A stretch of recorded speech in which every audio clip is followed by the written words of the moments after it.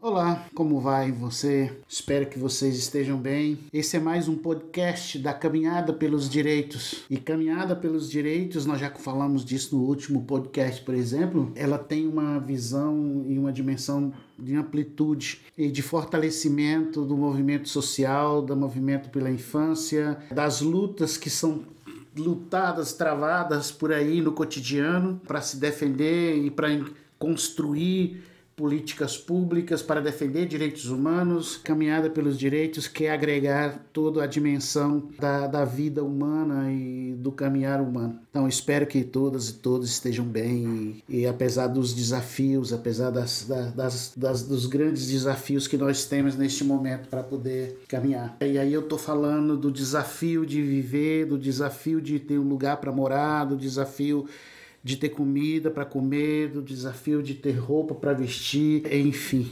né, do grande desafio. E vocês sabem muito bem que pelo menos nas últimas 5 décadas o Brasil se condensou de uma tal forma nos grandes polos urbanos que uma coisa absurda, coisa tremendamente absurda, né? Então a população meio que migrou inteira e se montuaram e se amontoou dentro das cidades, né? Transformando pequenas cidades em cidades grandes, transformando cidades grandes em metrópole e as megas metrópoles, como já estão dizendo por aí, que são cidades grandes emendando uma na outra e conseguindo virar uma coisa absurdamente grande, enorme. Obviamente que uma geografia dessa, um mosaico como esse, não tem como agregar todo mundo, né? Nem tem como dar condições de subsistência a todo mundo. Ou esta cidade, essas metrópoles, elas são planejadas para receber uma quantidade enorme de pessoas, ou então elas não vão dar conta, elas se explodem das mais diversas formas. E a forma mais visível disso tudo que eu estou dizendo é a violência nas suas mais terríveis facetas, né? E a violência está impregnada tanto do ponto de vista institucional e política, e aí eu estou falando do Estado, aquela que é de responsabilidade do Estado, como da própria comunidade, como a comunidade se organiza e também se mutila e se autoviolenta para poder disputar os espaços que estão colocados. E nesse campo se coloca aí o crime organizado, não é? E a influência dele dentro do território comunitário e como que ele se ramifica e se organiza impondo o seu jeito de fazer as coisas e de organizar as coisas, submetendo a grande maioria desta comunidade sobre o seu jugo. Mas também, e talvez mais cruel, é o crime, é como que o Estado que é entendido e é criado para poder organizar a vida comunitária e subsidiar a vida comunitária no seu cotidiano, como que ele se apresenta, a sua face extremamente violenta, né? Então esse é o resultado da população brasileira que foi se condensando dentro de um território e que não cabe todo mundo, né? Aquela velha história que a gente sempre repete, né? A conta não fecha desse jeito. E obviamente isso se deu desde os anos 50 para cá, pelo fato das famílias serem expulsas do campo, né? Ou seja, o Brasil é um país territorialmente imenso, né?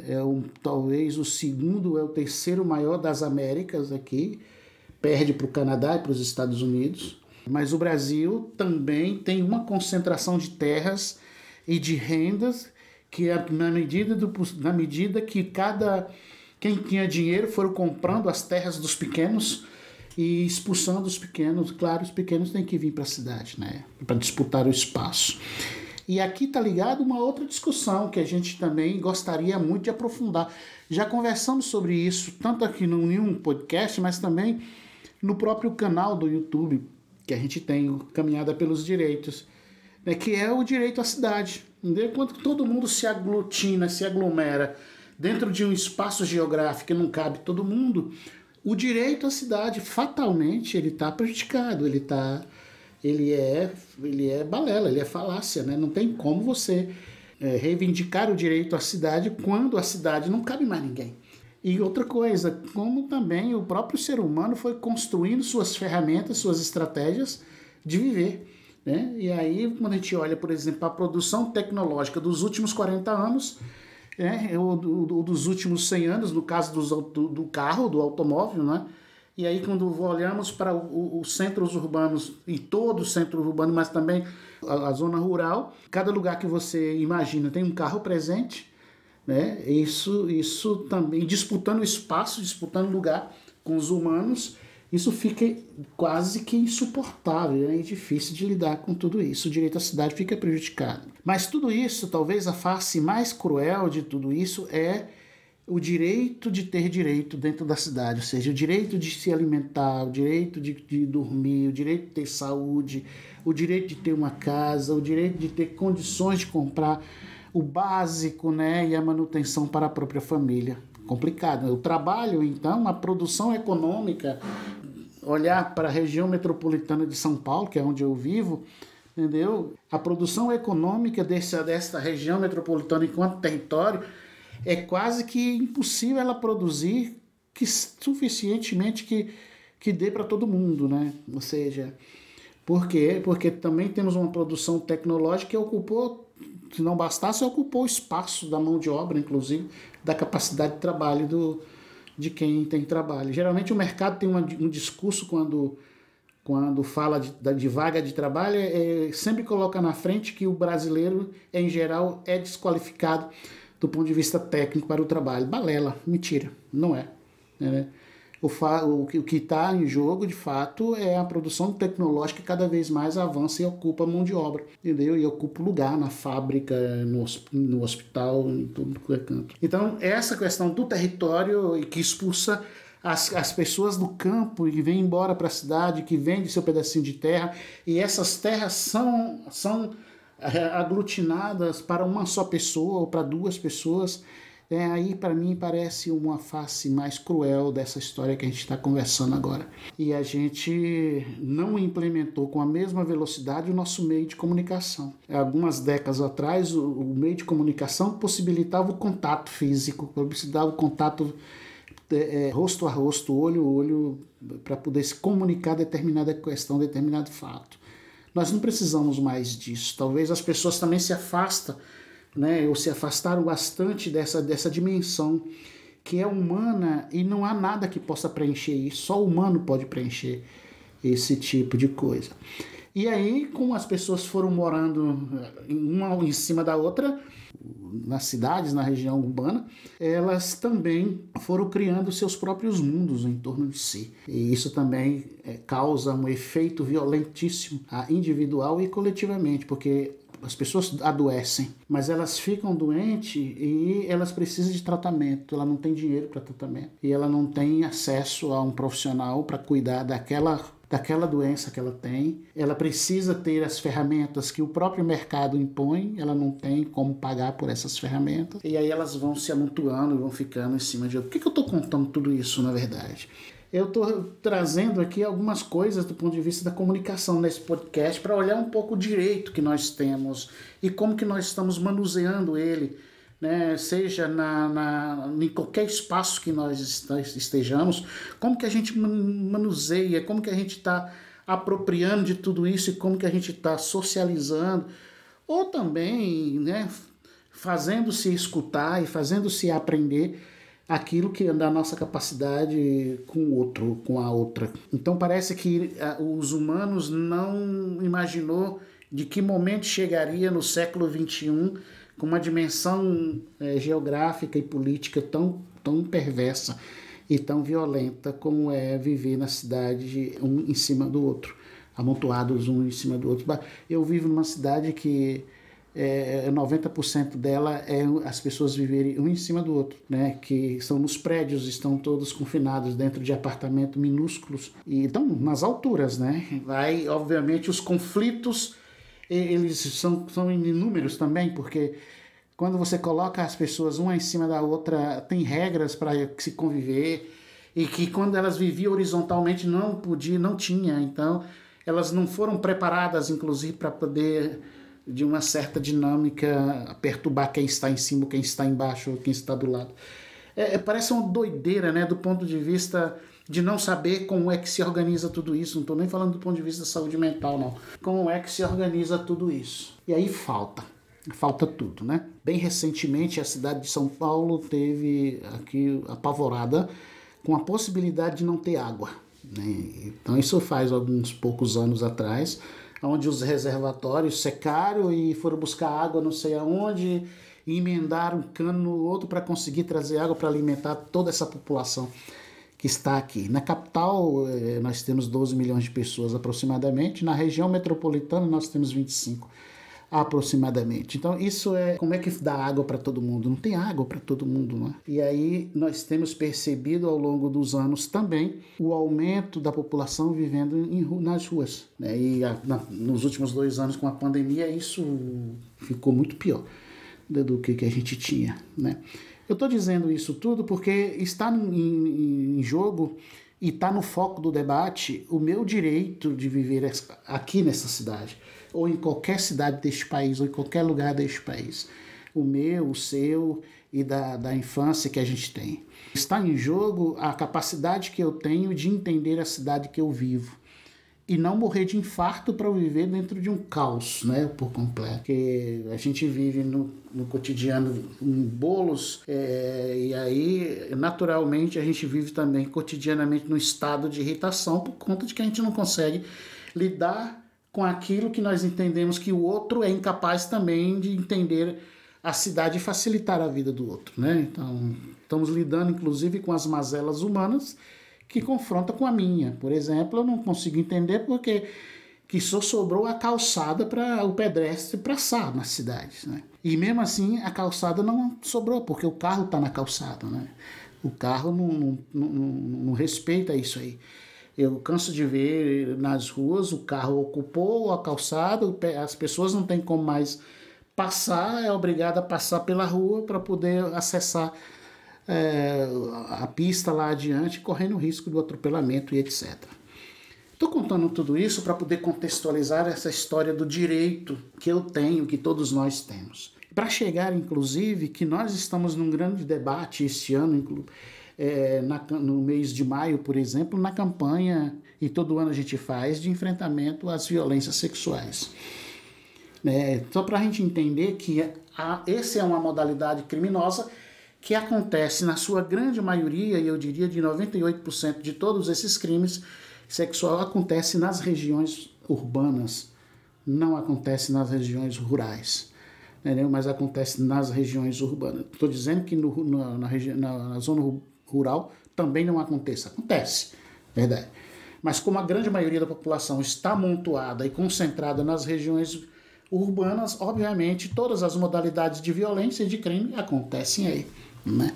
E nós estamos, né, e o sistema e a rede loucamente tentando encontrar um espaço para poder dar conta e enfrentar esse tipo de modalidade, mas parece que é meio que enxugar gelo, que hoje, eu vejo isso todos os anos, a própria Polícia Federal faz batidas policiais no 18 de maio, consegue prender muita gente, e está sempre vigilante nas estradas, sobretudo, mas não consegue, parece que aumenta, né?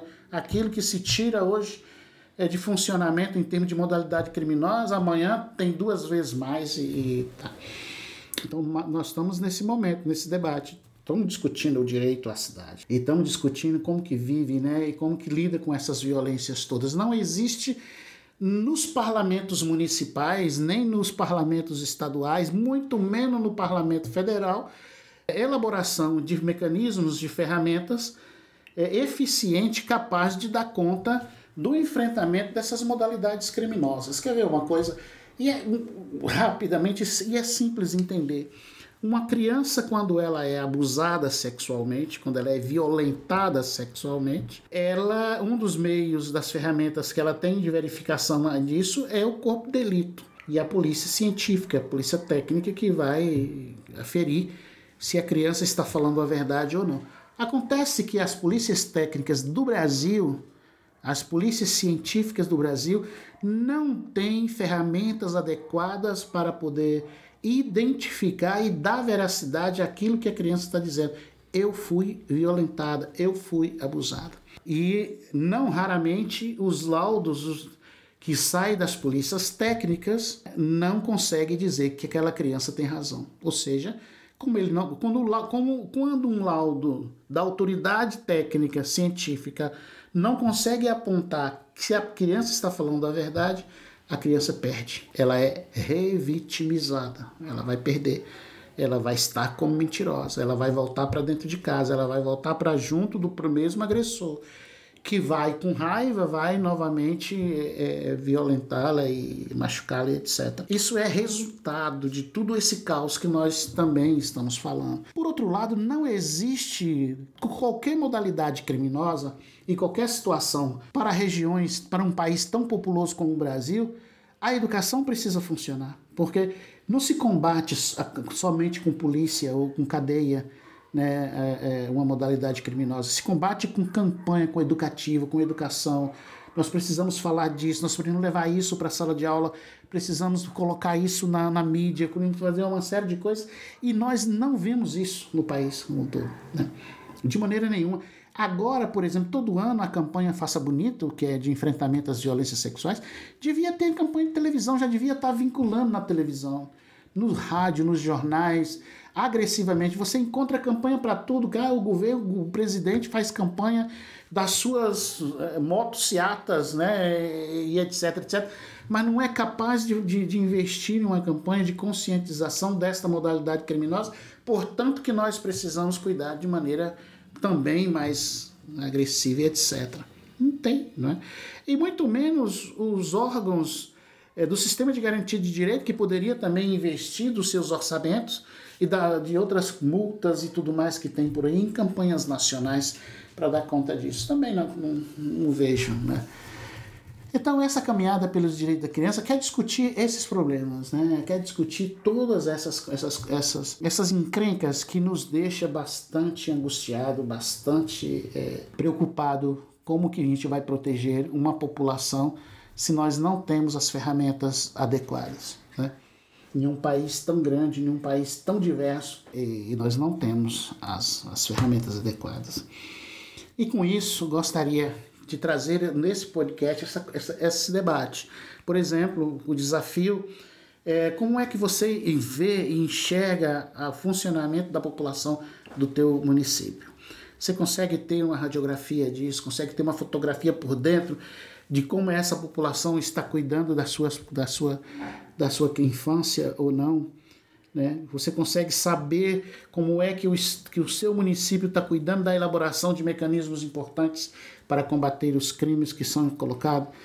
Eu não sei. Se você sabe, por favor, vai lá no canal do YouTube, se inscreve e indica para os seus amigos e nos sugere no debate, que eu tenho certeza que a gente vai fazer isso junto, né? Eu gosto de falar com todos e com todas aqui, porque eu me sinto um pouco livre, né? A gente vai comentando os fatos e os assuntos que nós temos que fazer. Defender direitos humanos de criança e adolescente é uma missão desgastante, muito desgastante. É uma missão perigosa, né, de se fazer. Mas não tem como viver em um país dessa dimensão com a população que nós temos e com todos os problemas que nós temos que enfrentar inerte a eles. Não tem como, né? Não tem como passar por aqui apenas numa atitude egoísta ou como se estivesse de férias e não tenho nada com isso não me interessa. Claro que interessa a todos nós, entendeu? Interessa a todos nós e nós precisamos colocar a mão na massa. Por isso estou convidando a todos e todas para vir para o debate e dar sugestões para que nós possamos elaborar outros materiais, outros conteúdos, outras reflexões para a gente poder caminhar juntos. E produza aí nos seus municípios seus próprios conteúdos, busque assessoria, busque quem tem condições de lhe oferecer algum mecanismos de formação, mas formação confiável, né? Sabe? Tem muita gente por aí oferecendo formação, mas que não vai muito longe. Então procura quem de fato consiga implementar as estratégias e as ferramentas que vocês necessitem para poder enfrentar toda essa situação. A Caminhada pelos Direitos está aqui e quer estar junto com você para a gente poder fortalecer a nossa luta. Um grande abraço a todos.